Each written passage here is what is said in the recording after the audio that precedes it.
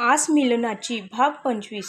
सुमनताई रूममध्ये आल्या आणि म्हणाल्या, काय झालं शालिनी बाळा, तू पार्टीमधून येताच रूममध्ये येऊन का झोपली आहेस? तुझी तब्येत तर ठीक आहे ना? शालिनीने तिचे डोळे पुसले आणि म्हणाली, नाही आई, मी ठीक आहे.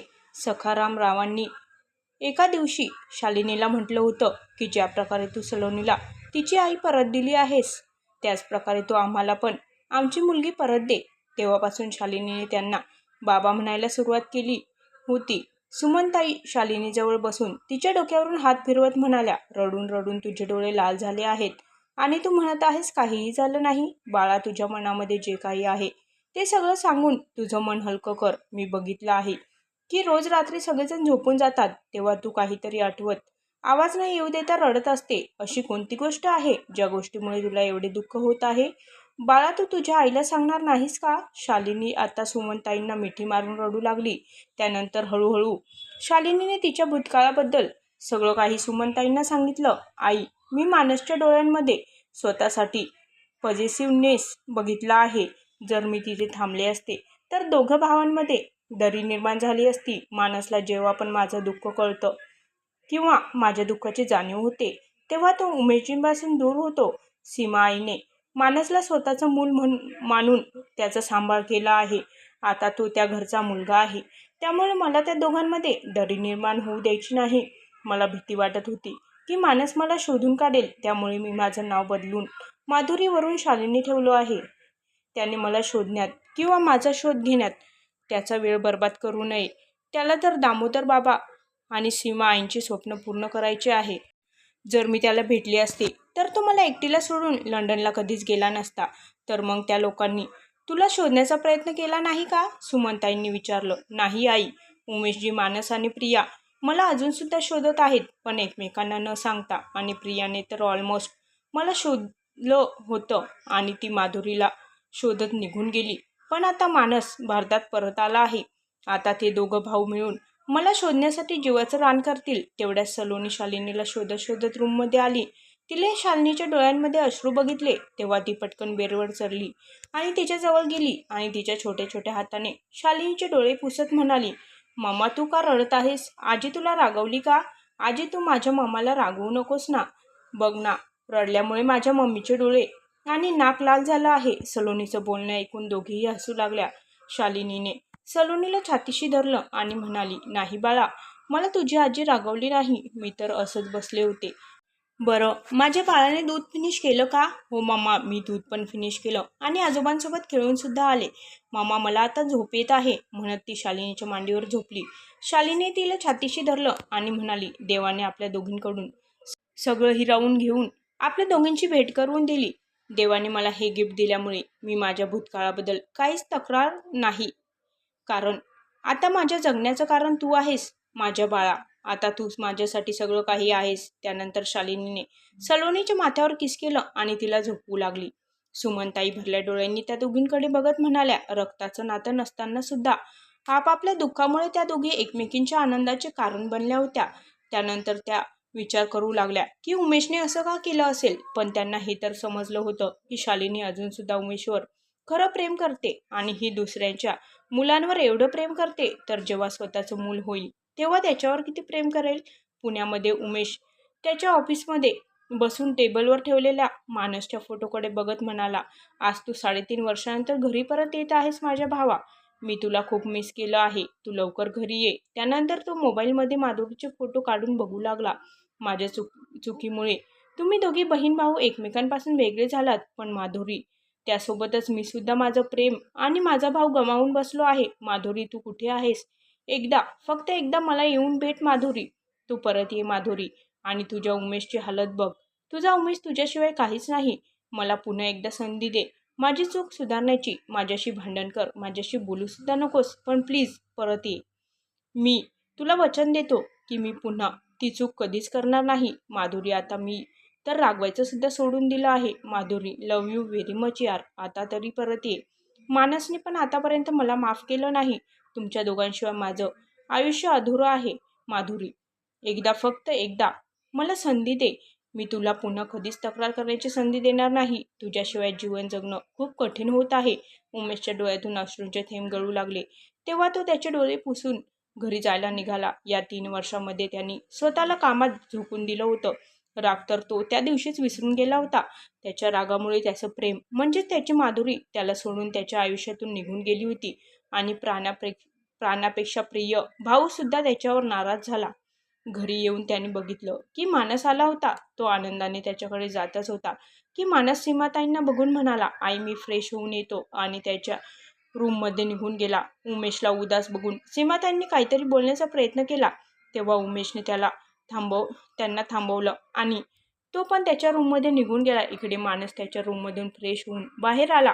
तेव्हा त्याला माधुरीच्या रूमचा दरवाजा उघडा दिसला. अरे, माधुरीच्या रूमचा दरवाजा उघडा कोणी उघडला म्हणत तो त्या रूमचा दरवाजा बंद करायला पुढे गेला.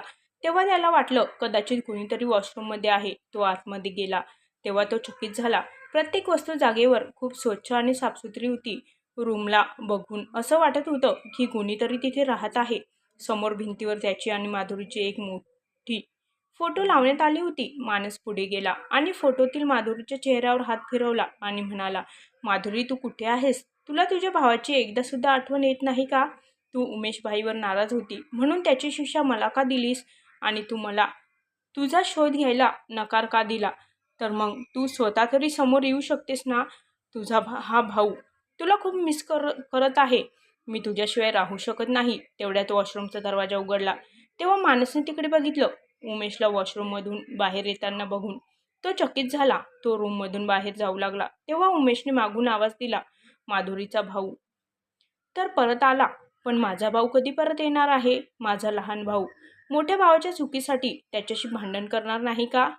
आणि त्याला माफ पण करणार नाही का? मानस थांबला पण काहीच बोलला नाही. उमेश त्याच्याजवळ गेला आणि म्हणाला, मला माहीत आहे माझी चूक एवढी मोठी आहे की मला माफी सुद्धा मिळू शकत नाही. पण फक्त तू तुझी बहीण गमावली नाहीये. मी पण माझ्या प्रेमासोबत माझा लहान भाऊ, जो माझा जीव की प्राण होता, त्याला सुद्धा गमावलं आहे. 3.5 वर्ष झाली आहेत आणि या 3.5 वर्षांमध्ये तू मला एकदा सुद्धा बोलला नाहीस. तुझ्या तोंडून भाई हा शब्द ऐकण्यासाठी माझे कान तरसत आहे. मी हे मान्य करतो की माधुरीसोबतच मी तुझा सुद्धा गुन्हेगार आहे. त्यामुळे मी हे ठरवलं होतं की जोपर्यंत तू मला माफ करणार नाहीस आणि परमिशन देणार नाहीस तोपर्यंत मी माधुरीचा शोध घेणार नाही. पूर्ण आयुष्य तिच्या आठवणीमध्ये घालवेल. बोलत असताना उमेशच्या डोळ्यातून अश्रू वाहू लागले होते. मानस गुपचूप खाली निघून गेला. सीमाताई जवळ येऊन बसला. आई, ते माधुरीच्या रूममध्ये. सीमाताई समजून गेल्या की त्याला काय म्हणायचं आहे. त्या म्हणाल्या, माधुरी आणि तू गेल्यानंतर उमेशचं आयुष्य खूप बदलून गेलं होतं. त्या दिवसानंतर तो माधुरीच्या रूममध्ये शिफ्ट झाला. त्याच्या रूममध्ये त्याने आजपर्यंत कधीच पायसुद्धा ठेवला नाही. त्याचं असं म्हणणं आहे की तो त्या रूममध्ये तेव्हा जाईल जेव्हा माधुरी त्याच्यासोबत असेल. त्याने स्वतःला दिवस रात्र कामामध्ये झोकून दिलं आहे. तो खूप बदलला आहे. प्रत्येक गोष्टीवर रागवणारा उमेश आज जोरात बोलायचं सुद्धा विसरून गेला आहे. हे ऐकून मानस उठला आणि उमेशजवळ गेला, पण तो रूममध्ये नव्हता. सगळीकडे त्याला शोधलं पण तो कुठेच भेटला नाही. त्याने आईला विचारलं तेव्हा त्यांनी सांगितलं की कदाचित टेरेसवर गेला असेल. मानस पण टेरेसवर गेला. तिथे उमेश रेलिंगच्या आधारे उभा राहून आकाशाकडे बघत होता. मानसने हळूच आवाज दिला, भाई. उमेशने मागे वळून बघितलं तेव्हा मानस पटकन जाऊन उमेशच्या गळा पडला आणि म्हणाला, सॉरी भाई, मी रागामध्ये तुझं दुःख तर विसरूनच गेलो होतो. मी हे विसरून गेलो की माझ्यापेक्षा जास्त दुःख तू सहन करत आहेस. मी तर माझ्या आयुष्यात पुढे निघून गेलो, पण तू तर आजसुद्धा तिथेच उभा आहेस. उमेश पण त्याला घच्च मिठी मारत म्हणाला, मानस, तू मला माफ केलं माझ्या भावा. आता माझ्या मनावरचं खूप मोठं ओझं हलकं झालं आहे. भाई, तू आता बघच, आपण दोघं मिळून माधुरीला शोधून काढूयात आणि तिला परत या घरात घेऊन येऊयात. त्यानंतर तिला आपण कुठेच जाऊ द्यायचं नाही. हो मानस, तिची माफी मागण्यासाठी मला जे काही करावं लागेल ते मी सगळं करेन. उमेश म्हणाला. दारात उभा असलेले दामोदरराव आणि सीमाताई आणि प्रिया हे बघून खूप खुश झाले. ते तिघे खाली आले. सीमाताई देवाला नमस्कार करण्यासाठी देवघरात आल्या.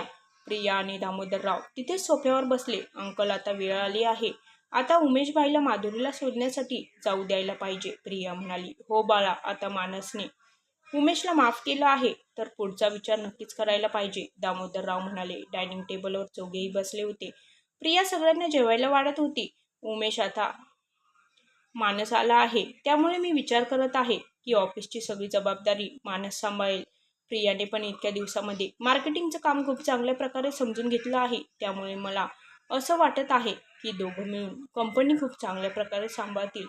दामोदरराव म्हणाले. हो बाबा, तुम्ही एकदम बरोबर विचार करत आहात, उमेश म्हणाला आणि त्यानंतर मनातल्या मनात म्हणाला, मला पण आता माधुरीला शोधायला वेळ मिळेल, पण बाबा, मी हे सगळं एकट्याने कसं काय करू? आणि त्यानंतर भाई काय करेल?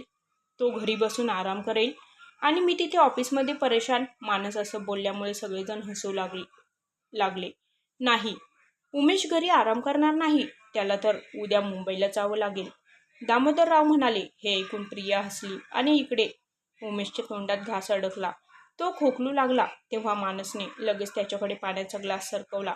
पाणी पिऊन उमेश म्हणाला, पण बाबा, मला काही दिवसासाठी ऑफ पाहिजे आहे. सीमाताई पण म्हणाल्या, माझं बाळ बरोबर तर बोलत आहे, त्याला काही दिवस आराम करू द्यायला पाहिजे. आणि मानस पण आजच आला आहे, त्यामुळे दोघा भावांना सोबत वेळ घालवायला टाइम दिला पाहिजे. तेव्हा मानस पण म्हणाला, हो बाबा, आई बरोबर बोलत आहे. पण दामोदररावांनी काहीच ऐकलं नाही. ते म्हणाले, तुम्हाला माझं बोलणं समजत नाहीये. तिथे मुंबईमध्ये विनायकरावांसोबत मिळून मी जी कंपनी सुरू केली होती, त्या कंपनीला आजपर्यंत विनायकरावांची पत्नी आणि त्यांचा मुलगा खूप चांगल्या प्रकारे सांभाळत होते. पण आता त्यांच्या मुलांनी त्या कंपनीला अमेरिकेमध्ये पण सेटअप करण्याचा प्रपोजल ठेवलं आहे.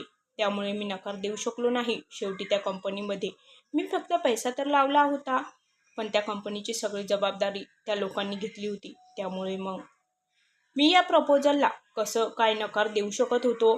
तो नेक्स्ट वीकमध्ये अमेरिकेला जात आहे. त्यामुळे मिसेस अनुराधा देशपांडे यांचं असं म्हणणं आहे की अनिल म्हणजे त्यांचा मुलगा येईपर्यंत त्या कंपनीच्या सीईओची खुर्ची उमेशने सांभाळावी.